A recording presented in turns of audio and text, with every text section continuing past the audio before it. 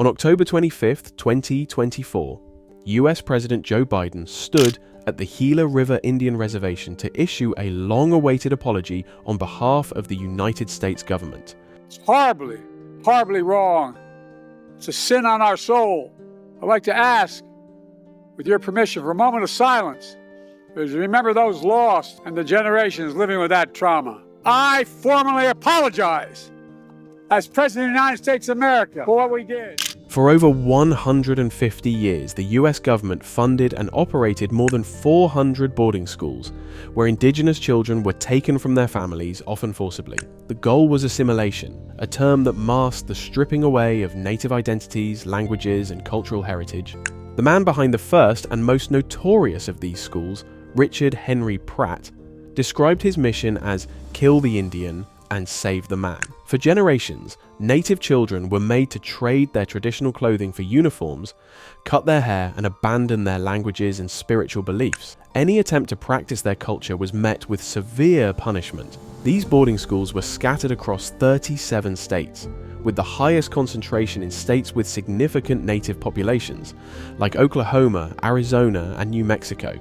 Most were on reservations, but some were built in distant white communities, where Indigenous children were isolated from their families and forbidden to return home during breaks.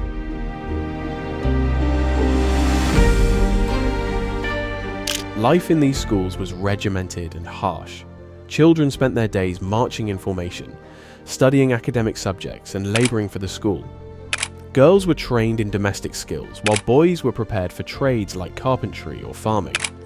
They were given New English names, taught they were inferior, and punished for even speaking their native languages. Through the agencies of the government, they are being rapidly brought from their state of comparative savagery and barbarism to one of civilization. We bring them in, clean them up, and start them on their way to civilization. Conditions in these schools were bleak, crowded, underfunded, and often poorly maintained. They exposed children to diseases like tuberculosis and measles. Many died due to malnutrition, illness, or abuse. A 2022 investigation found that more than 500 children died in US boarding schools, with graves, often unmarked, located at over 50 sites. Families resisted in many ways. Some communities hid their children to protect them from government agents. Many children tried to escape, running away to walk hundreds of miles back home. But punishment awaited those caught. One notable act of resistance came from the Hopi people in 1894, when 19 men were imprisoned for refusing to surrender their children to the authorities.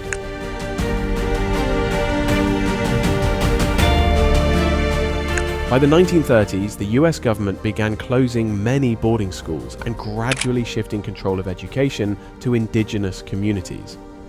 In 1975, the Indian Self-Determination and Education Assistance Act marked a new era, giving tribes authority over their schools and finally allowing for the preservation of native languages and traditions within the educational system.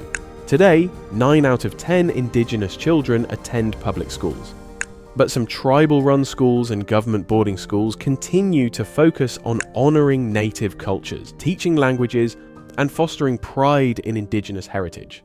What this has meant and means for Indian country is that we hope that this is a beginning of an era of repair. We have to embrace the complexity of this moment and lean towards action too, because it can't be an apology that's on empty words. Biden's apology follows a recent surge in awareness, fueled by discoveries of unmarked graves at similar residential schools in Canada. In response, US Interior Secretary Deb Haaland launched an investigation that profiled hundreds of US boarding schools, documenting abuses and burial sites. For Native communities, the apology is a step toward justice, a call to remember, to grieve, and finally to reclaim their culture and identity.